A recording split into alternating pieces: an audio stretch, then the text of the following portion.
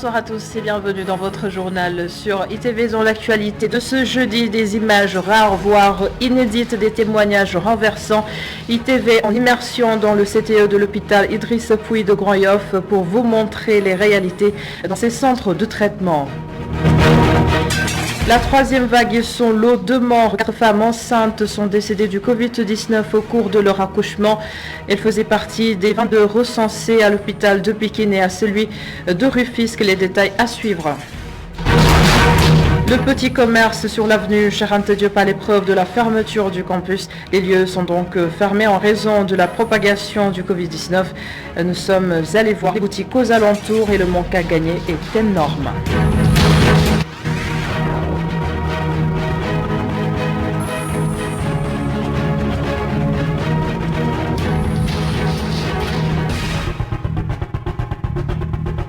Alors ce sont des images que vous n'avez pas l'habitude de voir, que nous vous proposons ce soir. Des patients du Covid-19 sous traitement témoignent. Ils ont été en réanimation pour la plupart. Ces hommes et ces femmes ont vécu la pire expérience de leur vie. Seynabou Babou et Barzo en immersion au CTE de l'hôpital Idriss Pouye de Grand Yoff.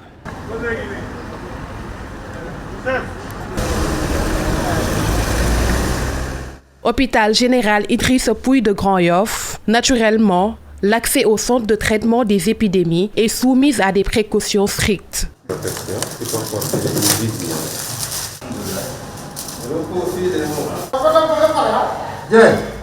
Nous sommes dans la zone rouge. Dr Kaba fait le tour des salles d'hospitalisation. Pas une seconde à perdre.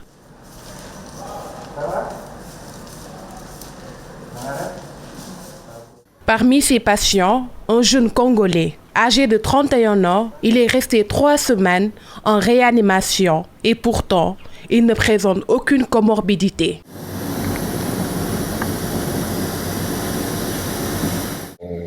Je devais voyager samedi. Le vendredi matin, je me suis réveillé. Je devais voyager samedi et le vendredi matin, je me suis réveillé complètement épuisé alors que je venais de passer une excellente nuit. Je ne pouvais rien faire. Quitter mon lit était un supplice. Quand j'ai trouvé la force pour quitter mon lit, prendre ma douche pour aller au travail, rien que ces gestes, j'avais l'impression que je venais de courir 10 km. Même pour écrire, je m'essoufflais. La maladie, elle existe réellement. J'ai beaucoup souffert. Aujourd'hui, ça va beaucoup mieux. Mais j'ai passé 3 semaines en réanimation.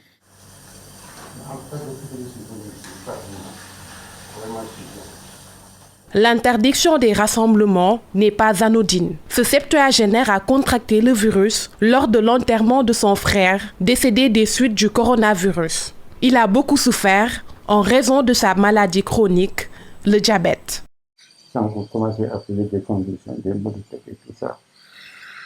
J'avais un manque d'appétit.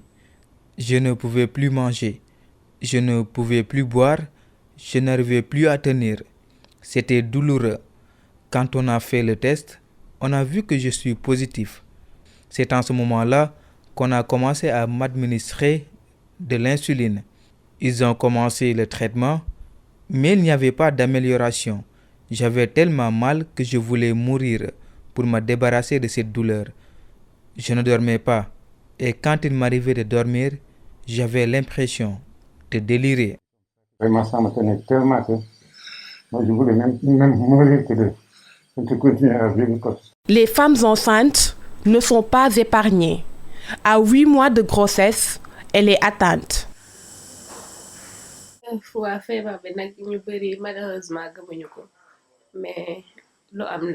La maladie existe bel et bien. C'est au lendemain de ma vaccination que j'ai commencé à ressentir les premiers symptômes. Je demande à toutes les femmes enceintes d'aller se faire vacciner. Je pensais avoir la grippe au début.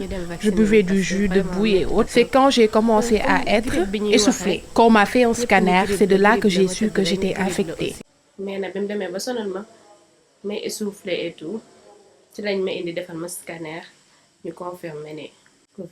Ce CTE accueille différents types de malades, jeunes, personnes âgées, femmes enceintes, comme pour dire que la troisième vague touche toutes les tranches d'âge.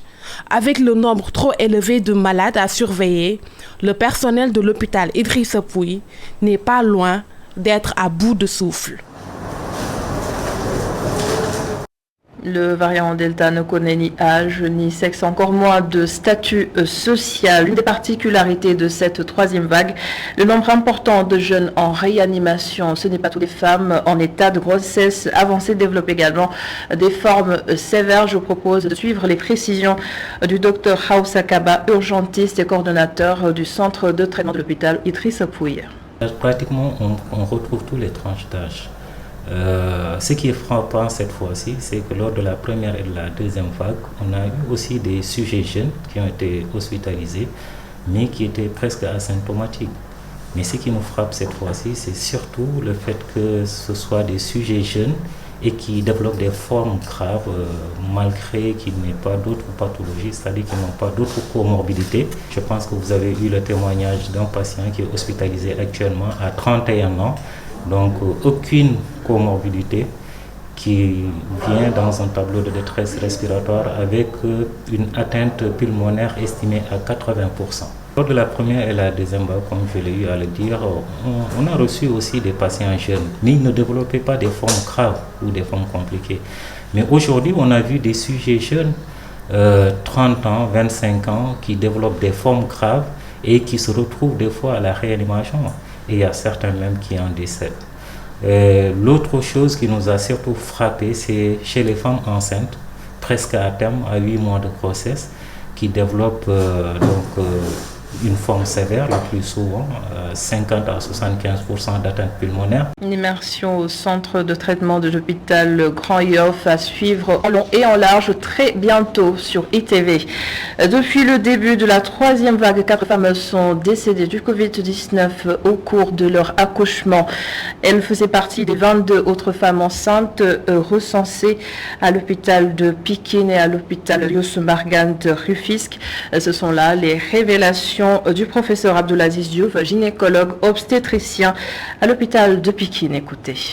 Au centre hospitalier national de Pikine, disposant récemment d'un CTE, et à l'hôpital Youssou Mbargane Diop de Rufisque, nous avons enregistré au cours de cette troisième vague 22 cas de Covid-19 donc chez les femmes enceintes, donc 19 femmes enceintes et 2 femmes qui sont allaitantes. L'âge moyen des femmes était de 30 ans et nous avons noté 6 cas graves, dont l'atteinte pulmonaire était supérieure à 75%. Nous avons malheureusement déploré 4 décès maternels. Et cette augmentation des cas avec l'apparition du variant Delta n'épargne pas des femmes enceintes, ce que nous pouvons retenir. Concernant les manifestations cliniques de la maladie chez la femme enceinte, plusieurs études ont montré depuis le début de la pandémie que les femmes enceintes infectées par le Covid-19 sont susceptibles d'être admises en soins intensifs et d'avoir besoin d'une ventilation invasive que les femmes non enceintes qui sont en âge de procréer. Les risques encourus par la mère et son enfant constitue la troisième question, ou bien l'une des questions. Des études de grande valeur ont montré un risque accru d'avortement, d'accouchement prématuré, de prééclampsie ou de césarienne. Pour notre série hospitalière, toutes les grossesses étaient au 3e trimestre. Les formes graves représentaient 30%, l'accouchement était prématuré dans 27% et le taux de césarienne était très élevé, au-delà de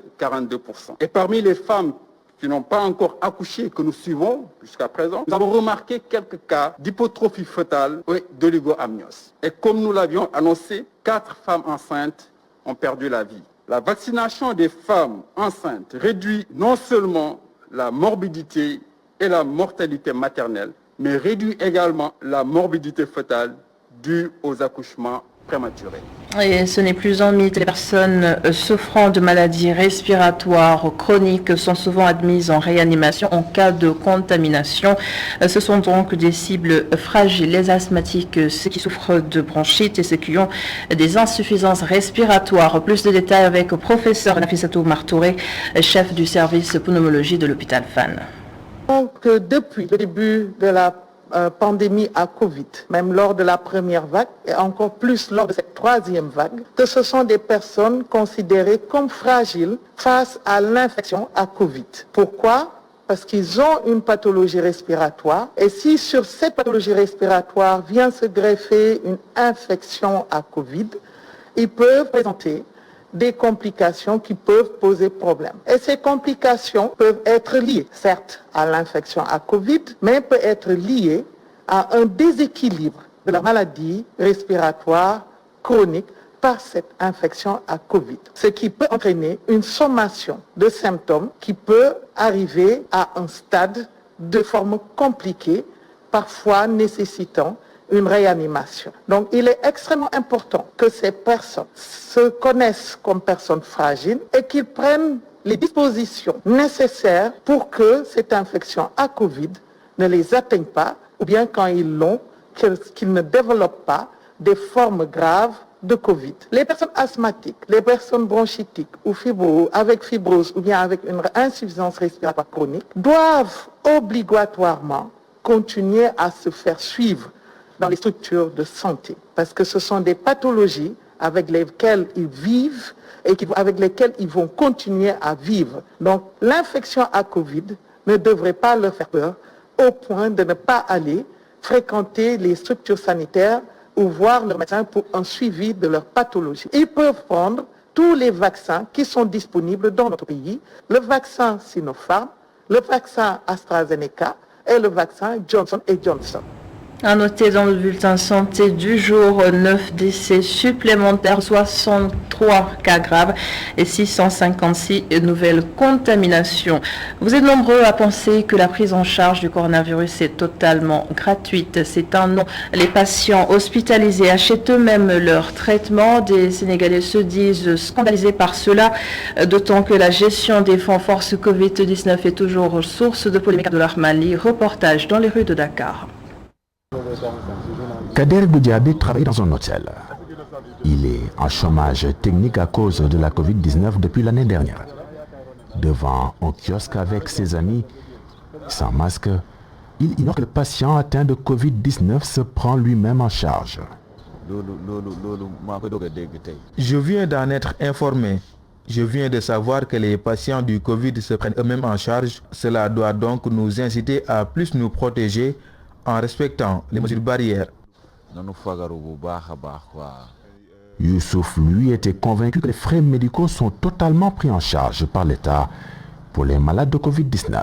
Ce que nous savons, on disait que l'État prenait en charge les malades qui étaient atteints du coronavirus, mais on ne savait pas que le malade doit prendre en charge tous ces frais médicaux. On ne le savait pas. Ça nous incite à plus prendre des précautions, c'est-à-dire respecter les mesures barrières, en commençant par porter le masque, avoir des gels alcoolisés. Une impression très contagieuse, visiblement comme le nouveau variant du coronavirus. Pour Salou, l'objectif du Fonds Force Covid-19 était la prise en charge sanitaire et alimentaire des patients. Sincèrement, je pensais que c'est l'État qui prenait en charge tous les malades atteints du Covid. Parce que je pensais qu'avec le fonds Covid qui a été déployé à hauteur de 1000 milliards, c'est l'État qui prend en charge tout malade qui est testé positif. Pour l'achat des médicaments, pour le traitement, voilà, même pour l'alimentation des malades, la nourriture. Je pensais que c'est l'État qui prenait en charge. Mais je n'ai jamais su que c'était le malade même qui se prenait en charge pour son traitement. Des populations loin du déni, convaincues qu'elles doivent se protéger en respectant les mesures barrières pour ainsi éviter de débourser un montant exorbitant pour des soins médicaux contre la Covid-19. Et cette caravane de sensibilisation à l'initiative des travailleurs des stations-service, eux aussi sont exposés à la circulation du virus. Plus de vigilance, moins de contacts, Mamadou Lamine Fati. L'Association des travailleurs des stations-service du Sénégal mise sur la vaccination et le respect des mesures barrières. L'objectif est d'éviter à ces membres de contracter la Covid-19. Vu la situation de la maladie, de la pandémie actuellement, nous avons jugé nécessaire, comme toute autre association, comme tout autre citoyen, on doit se lever et se mêler du combat. On a organisé aujourd'hui une caravane de sensibilisation, descendre dans les stations, sensibiliser nos camarades non seulement à respecter les mesures barrières, et aussi les exciter à aller se vacciner. Parce que nous savons tous qu'il y a une désinformation totale vraiment autour du vaccin et également autour du Covid. C'est pourquoi aujourd'hui on a pris par nos propres moyens, acheter des gels et des masques qu'on distribue aux camarades, pour vraiment montrer que nous sommes une association, pas comme les autres, une association engagée au développement vraiment du Sénégal. Les travailleurs des stations-service, souvent exposés à la maladie, lancent l'initiative Zéro Covid dans leur lieu de travail. Parce que nous sentons que nous n'avons aucune protection, nous sommes en contact direct avec les clients, et puis nous avons une famille. Lorsqu'on est atteint on ne le souhaite pas, mais une fois qu'on est atteint, on peut attaquer toute la famille, cause pour laquelle vraiment on a senti nécessaire vraiment de mener ce combat. Durement éprouvés par les affres de la pandémie et grandes oubliées du fonds Force Covid-19, les travailleurs des stations-service sollicitent l'accompagnement du chef de l'État. Le fonds Covid est passé par là. Nous avons tous été impactés par le Covid, mais nous n'avons senti aucunement l'engagement de nos autorités par rapport aux travailleurs de stations-service. Également les émeutes qui se sont passées en mars ont aussi affecté les gens de stations-service que les travailleurs aussi de stations-service, parce qu'on a eu pas mal de camarades qui ont été licenciés sans leurs droits, sans rien du tout. Donc nous lançons également un appel à notre ministre de tutelle, au ministre du Travail, d'envoyer des inspecteurs à descendre dans les stations-service et voir les réalités, ce qui se passe dans les stations. La pandémie Covid-19, une affaire de tous. C'est dans ce cadre que l'Association nationale des travailleurs des stations-service du Sénégal a organisé une caravane de sensibilisation à l'endroit de ses membres, tout en les incitant à aller se faire vacciner pour éradiquer le coronavirus.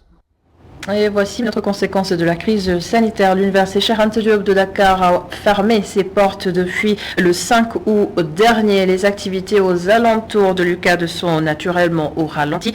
Les étudiants constituaient quand même la plus grosse clientèle de tous ces petits commerces. Fast-food, restaurants, transports, les acteurs se confient à cœur ouvert dans ce reportage de Boubacar Dian. D'ordinaire, l'avenue Cheikh Anta Diop refuse du monde.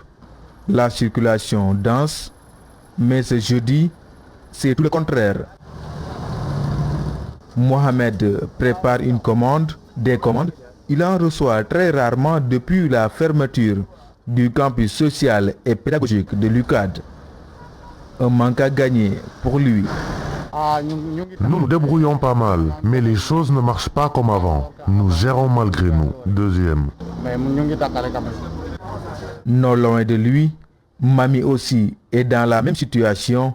D'ailleurs, sa gargote, qui d'habitude grouille de monde, n'accueille que quelques clients.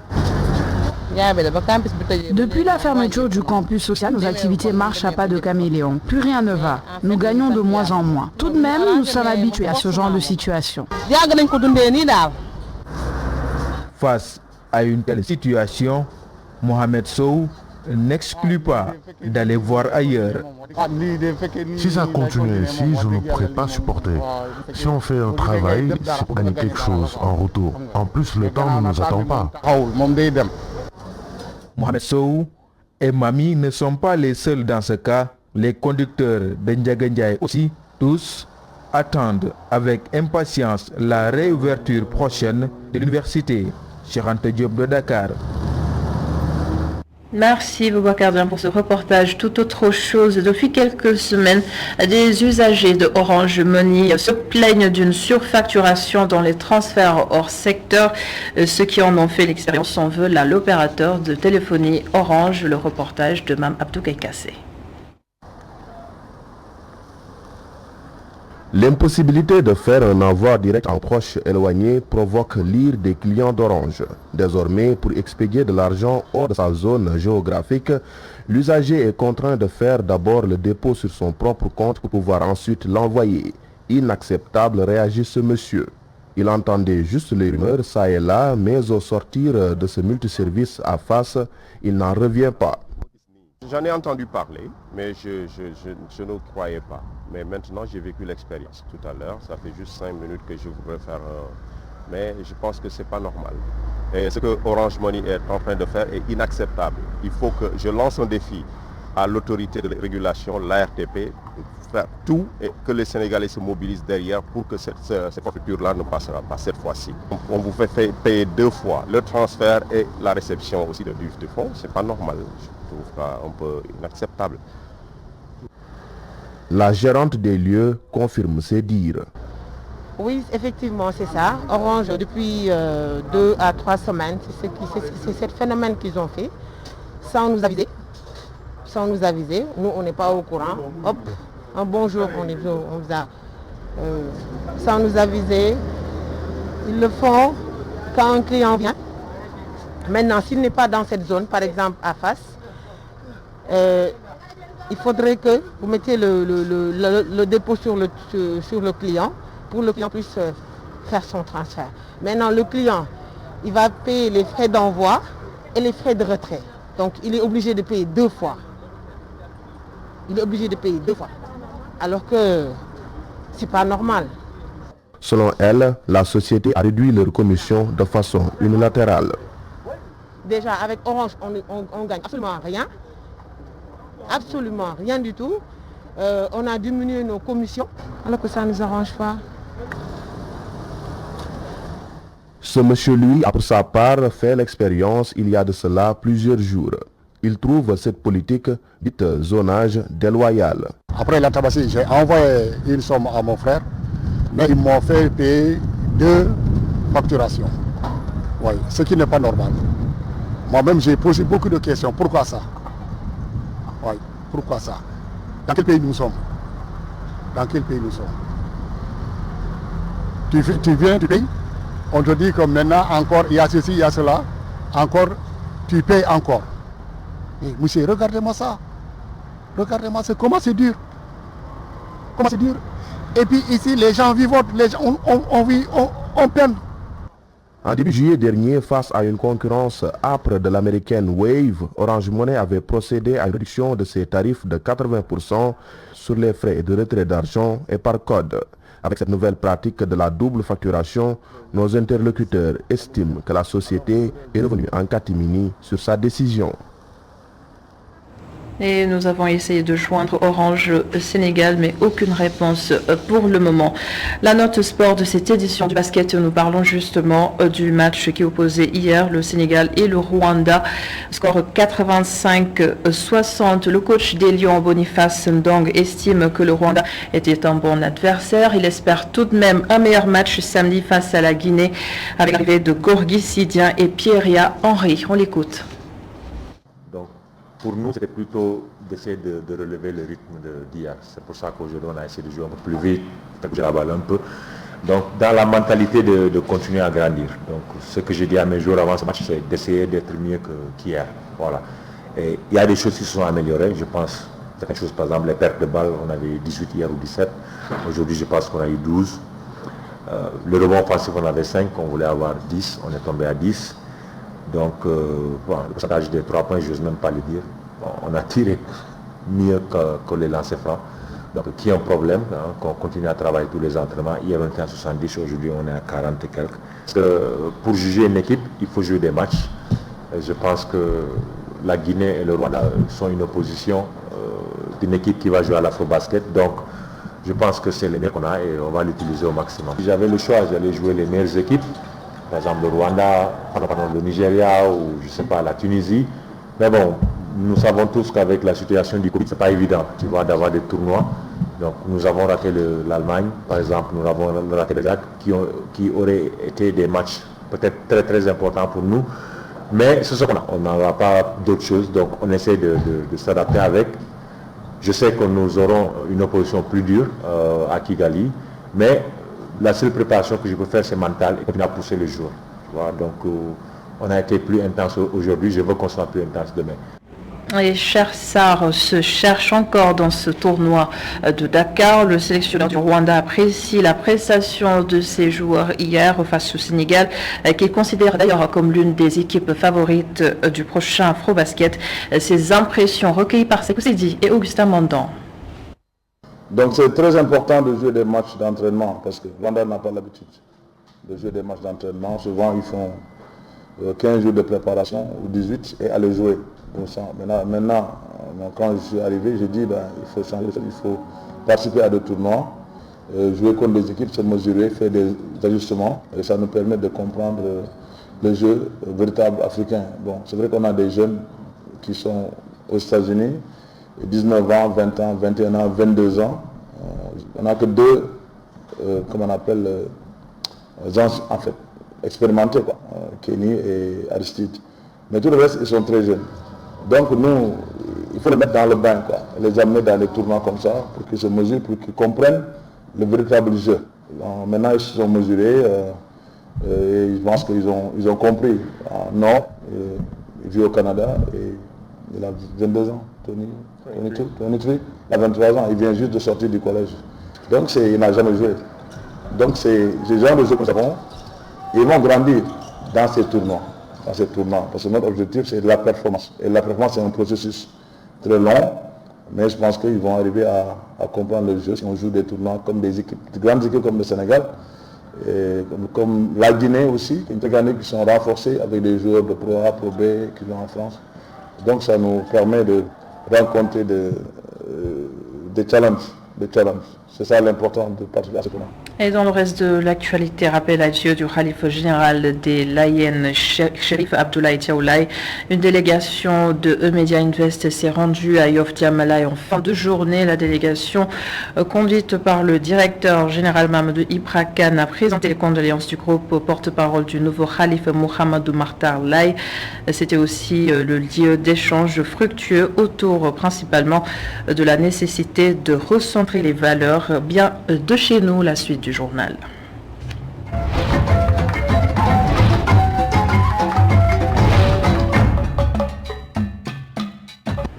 Près de 48 heures après la confirmation d'un cas du virus Marburg en Guinée, plusieurs mesures sanitaires ont été prises et chez les Guinéens aussi beaucoup d'interrogations sur l'apparition fréquente de virus en Guinée forestière. Depuis Conakry, Mamadou Makhtar Soirée nous en parle. Bonjour chers toutes et tous, bonjour à l'ensemble des téléspectateurs de ITV. C'est un plaisir de vous retrouver depuis Conakry pour parler d'un sujet santé, un sujet, vous l'avez certainement suivi parce qu'il s'est imposé à la Guinée et oui évidemment a aussi fait écho dans d'un nombre de pays de la sous-région et puis du monde parce que ce n'est pas fréquent. On parle là du virus Marburg apparu en région forestière à Temessadou plus spécialement, c'est donc dans la localité de Guékédou. Alors il faut dire que le virus a été détecté sur un homme de 46 ans, décédé le 2 août passé. Aussitôt donc après le décès, des constats ont été faits par les médecins de la localité, des traces de sang sur sa bouche, sur son visage. Donc ce sont là des situations assez particulières qui ont aussitôt alerté et puis poussé à soulever un certain nombre de questions. Donc après il y a eu des prélèvements analysés à Guékédou et puis la confirmation à Dakar. Oui, il s'agit du virus Marburg. Depuis donc, il faut dire que l'Agence nationale de la sécurité sanitaire, le ministère de la Santé et puis l'OMS, un certain nombre de partenaires ont tenu une réunion d'urgence, lors de laquelle à l'issue de laquelle ils ont formulé un certain nombre de recommandations. Tout de suite, isoler, donc mettre en quarantaine la ville de Temessadou, ensuite détecter l'ensemble des personnes contacts ou des personnes concernées impliquées dans la chaîne de contamination qui se retrouve aujourd'hui autour de 200 personnes et puis donc mettre en place un système pour sécuriser les enterrements dans cette localité. Donc au-delà de ces recommandations, ils sont allés vraiment aussi, ils ont cherché aussi à impliquer les deux pays voisins, le Libéria et la Sierra Leone. Ils ont invité donc, ces deux pays à partager des infos donc avec la Guinée, notamment avec les responsables locaux de la région de Guékédou afin d'éviter donc que ce virus ne se propage. Voilà pour l'instant où nous en sommes. Il n'y a pas eu plus. On espère qu'il n'y en aura pas. Pour l'instant, il n'y a aucun cas donc signalé qui serait donc malade du virus Marburg. Pour l'instant, donc les autorités sanitaires ont quand même retoucher les manches pour faire en sorte que la situation ne s'aggrave pas. Et on espère qu'ils vont se servir de l'expérience Ebola pour que naturellement les inquiétudes ne dépassent pas ce stade-là pour que l'on parvienne très rapidement à gérer cette maladie.